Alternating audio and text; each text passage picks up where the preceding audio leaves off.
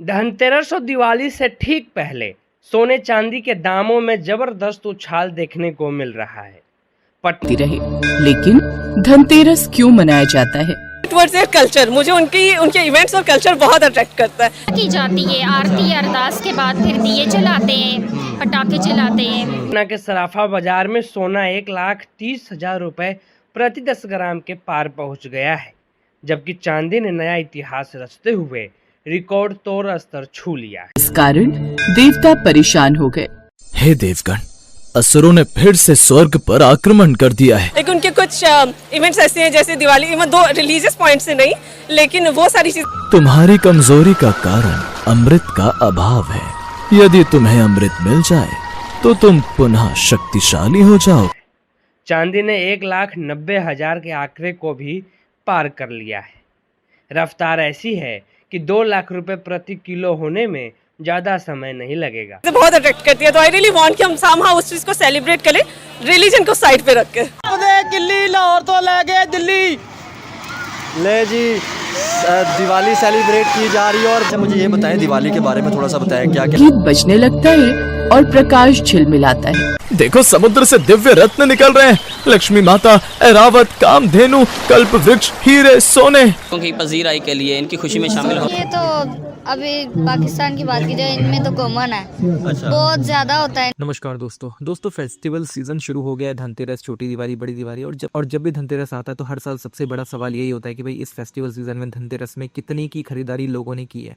तो केवल एक दिन में ही धनतेरस पे भारतवर्ष में करीब 60,000 करोड़ रुपए की खरीदारी लोग कर लेते हैं। ये इतना बड़ा आंकड़ा है कि पाकिस्तान की अगर हम इकोनॉमी को देखें तो ये उससे के मुकाबले में एक त्यौहार से अगर हम कंपेयर करें तो ये बहुत बड़ा हो जाता है, और किसी भी त्यौहार पे इतनी खरीदारी नहीं होती।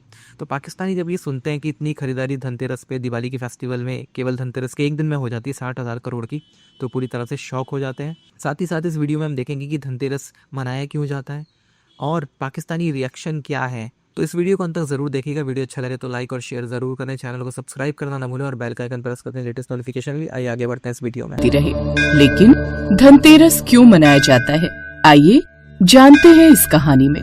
कहते हैं महर्षि दुर्वासा ने देवताओं को श्राप दिया था कि वे ऐश्वर्य और धन वैभव से हीन हो जाएंगे। इस कारण देवता परेशान हो गए।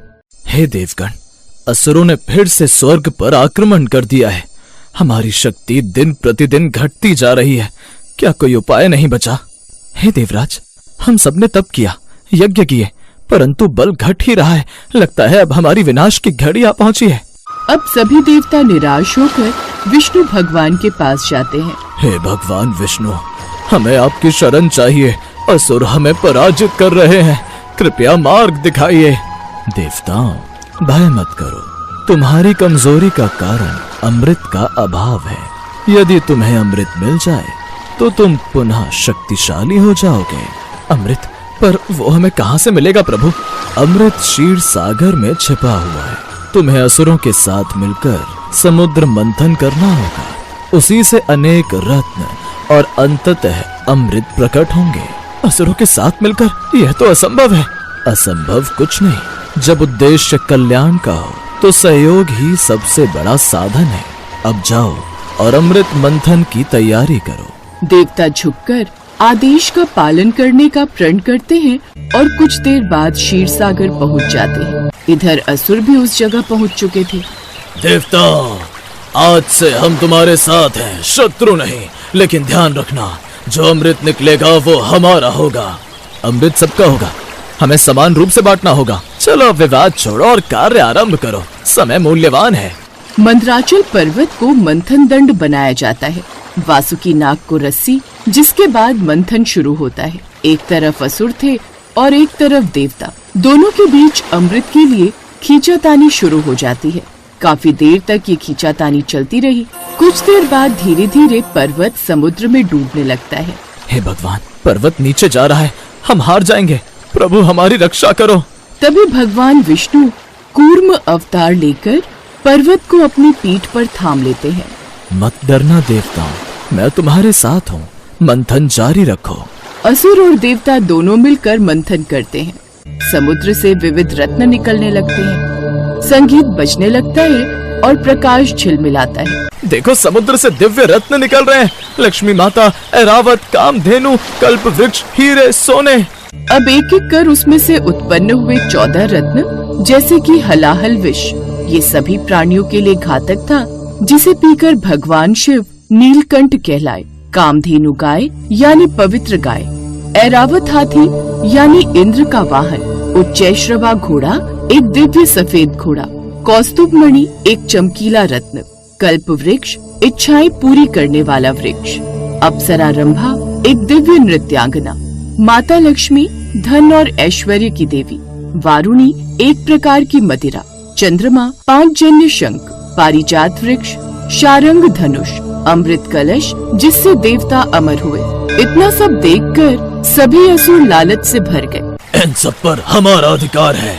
नहीं, ये सब देवता और असुर दोनों के हैं। कुछ देर बाद आकाश से तेज प्रकाश फैलता है और शंखनाद होता है। सभी ने बड़ी गौर से देखा तो वो भगवान धन्वंतरी थे, जिनकी सुनहरी आभा, पीताम्बर वस्त्र, चारों हाथों में शंख, जड़ी बूटियां और अमृत कलश।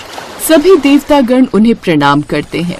जय हो भगवान धन्वंतरी, आप ही जीवन और आरोग्य की दाता हैं।